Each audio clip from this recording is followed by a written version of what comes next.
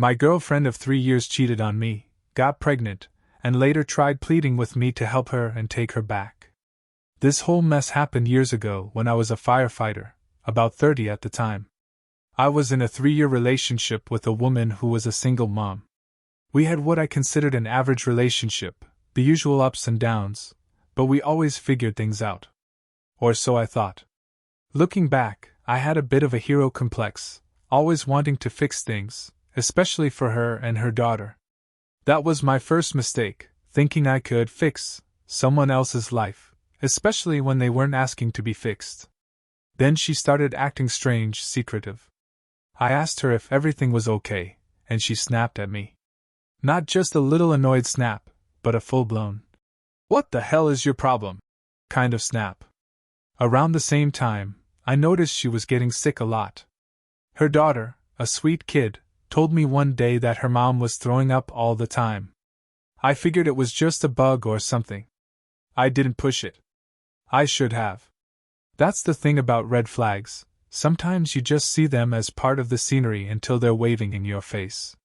One day, I messaged her, and she never responded. Called her, same thing, no answer. Now, this wasn't entirely unusual. She had a habit of disappearing when she was mad or just didn't want to deal with something. It was disrespectful as hell, but I always tolerated it. Why? Because I was that guy, the one who always tried to understand, who gave the benefit of the doubt. Stupid, I know. But it went on for a week. A whole damn week of silence. I went to her place, knocked on the door, rang the bell. Nothing. Either she wasn't there, or she was flat out ignoring me. Even if you're mad, there's a basic level of human decency. A text, "I'm okay, just need space." Something. But no. She totally ghosted me. I texted her. Did I do something wrong? God, that's a classic, isn't it? The pathetic plea for information when you're being cut off. Never say that, guys. You know damn well you probably didn't do anything wrong, and even if you did, ghosting isn't the way to handle it. I could see she was reading my texts, but still no response. She was a religious person, so I played that card. I texted her. I'm sorry for whatever I did, even Jesus forgave Judas. I figured that might get a rise out of her. And it did. She finally responded. God forgives all, she wrote, and then some other shit I can't remember. Then she told me to never text her again and blocked me from everything. Social media, phone, everything.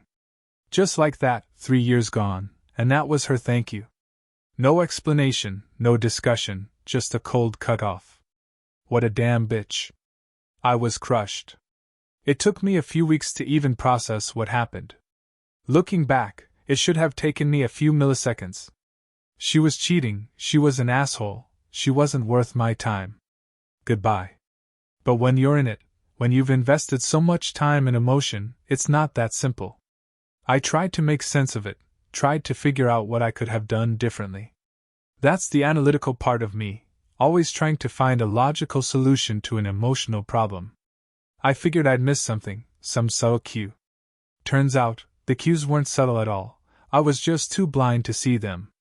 About 3 months later, by sheer coincidence, I was dropping off a patient at the hospice facility where she worked. I didn't see her SUV in the parking lot, so I figured I was safe, that she wasn't there. I was talking to one of the nurses, someone I recognized from previous transfers. She asked me how my ex was doing. I told her we'd broken up. The nurse then told me my ex had been terminated because she damaged one of the company vehicles. I remember thinking, typical. Women drivers, right? Just a dumb, automatic thought. Then the nurse dropped a bombshell. She asked if I was going to take care of the baby when it was born. I literally stopped dead. Say that again? What baby? She was pregnant. 5 months along, the nurse said. And it definitely wasn't mine. I'd had the snip after my daughter was born years ago. My stomach just dropped. It wasn't just that she cheated, she got pregnant by some other guy while we were still together. And then she just ghosted me like I was a bad habit she needed to kick. The shock of it, the betrayal, it hit me like a physical blow. It was her problem now, but it still hurt like hell. The fact that she could do that, knowing I'd been loyal, knowing I'd tried to be there for her and her kid. It was a gut punch. It took me a while, but I finally moved on with my life. I started dating again, met a registered nurse at the hospital. Yeah, I know, another nurse. What the hell is wrong with me, right? But this one was different. She was honest, direct, and didn't play games. We took things slow. I was wary, a lot more cautious after what happened. I'd learned a few things about trusting my gut when something felt off, about not letting myself be a doormat. It had been about 1.5 years since all that went down. One day, out of the blue, I started getting texts from a number I didn't recognize. They were all about forgiveness, hoping I was doing well. I didn't respond. I knew who it was. I mean, Jesus wasn't texting me. Then one day, as I was getting off duty from the fire department, I saw a note tucked under the wiper on my truck. It was from her. She was asking me to please meet her. I thought about it. Gave it some time. But my dad had always taught me that if the person you loved and gave your life to does something like that to you, then they're no good for your life. And he was right. I hadn't given my life to her, not really, but I had given a significant chunk of it, and she'd thrown it back in my face. I decided not to meet her. I blocked the number shortly after that. My dad was a wise man, even if he couldn't impart all his wisdom to me about avoiding women like her in the first place. You shouldn't be giving your whole life to anyone anyway. That's another lesson I learned the hard way. A few days later, I arrived home, and she was waiting. Sitting on my porch, looking like she'd been there for a while. I ignored her and kept walking, heading for my front door. She started yelling, making a scene because I was ignoring her on my own damn property. The nerve of this woman. This was the same girl who just out of nowhere, one day everything was cool, the next she was snapping at me, disappearing, blocking me, telling me to never text her again. And now she's yelling at me for ignoring her? The audacity. I turned around. What the hell do you want? She started with the apologies, the whole sob story. The father of her daughter came back into her life, she said. She wanted to be with him again. She didn't know how to tell me. He got her pregnant, and then, shocker, left her again. Yeah, that's what happens when you deal with Chad and Tyrone. Honey. I thought. Fine, we're all adults here. If your ex, the father of your daughter, came back and you wanted to try again, you could have just told me. Instead of treating me like dirt. But accountability wasn't exactly her strong suit. Now he was gone, and she had 2 kids to deal with. And she was back for me. She was asking for help because she couldn't afford to pay her bills and support her 2 daughters. I looked at her. How's that my problem? Get the state to chase after your baby daddy for child support. But she probably didn't want to do that, didn't want to rock the boat with him. She was also going to be evicted from her place. The job she had just wasn't paying enough. Again, how is this my problem? I was indifferent, honestly. I was still mad at her for what she did, for the way she treated me. But I did feel bad for her daughters. Especially the older one, the one I had genuinely cared for. It's not the kids' fault their mom's a train wreck. And the sad thing is, they'll probably turn out just like her one day. So, I did something without thinking. Probably another one of my hero complex mistakes, even after all I'd been through. I handed her $100 and told her to buy them food. Swallow your damn pride and move back in with your mom, I told her. I wouldn't have given her any money, but the thought of those kids, it got to me. But I was firm about her going to her mom. She just wasn't choosing the options that were available to her, only the ones that required me to be her savior. She wasn't back because she missed me or was sorry or cared about me. It was resources. Nothing more. They always come back when things go to hell in a handbasket.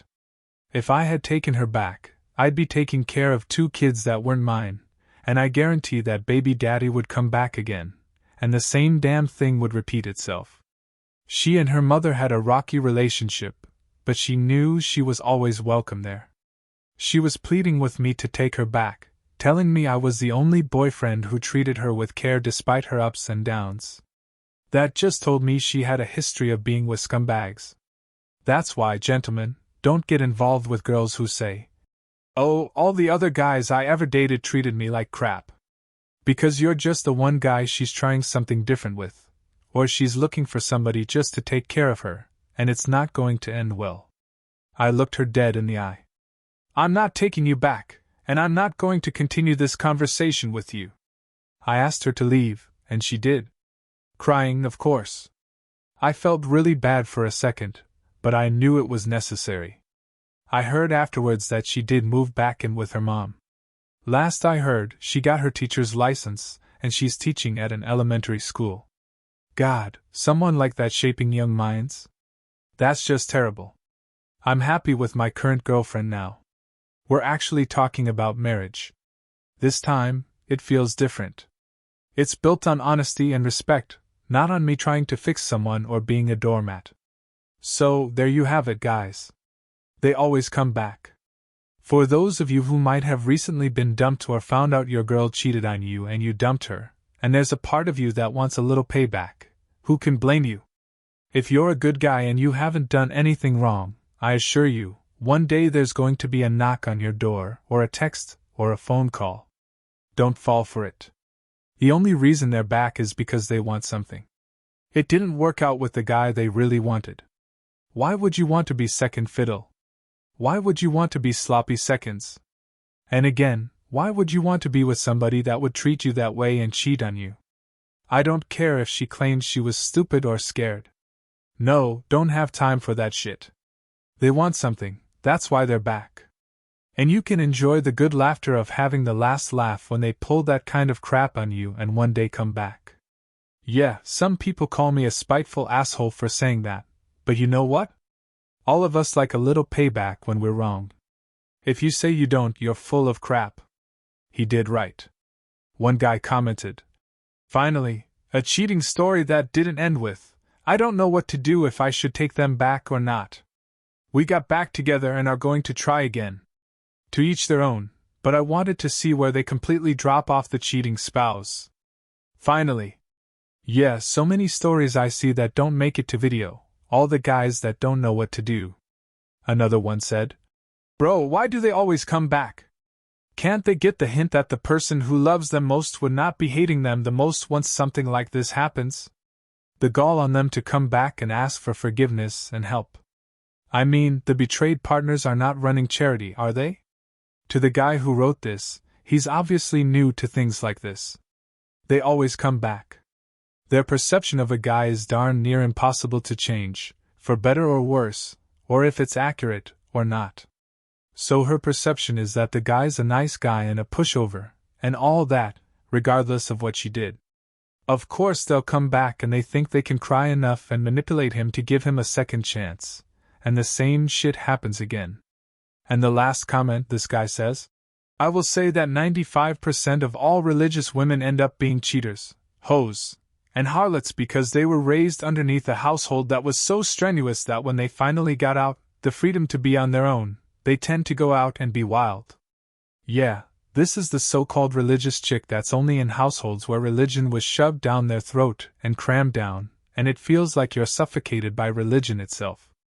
Well, she may have had religion shoved down her throat growing up, but then she had Chad and Tyrone, you know what, shoved down her throat later in life, and so that's why she keeps having kids with this same guy.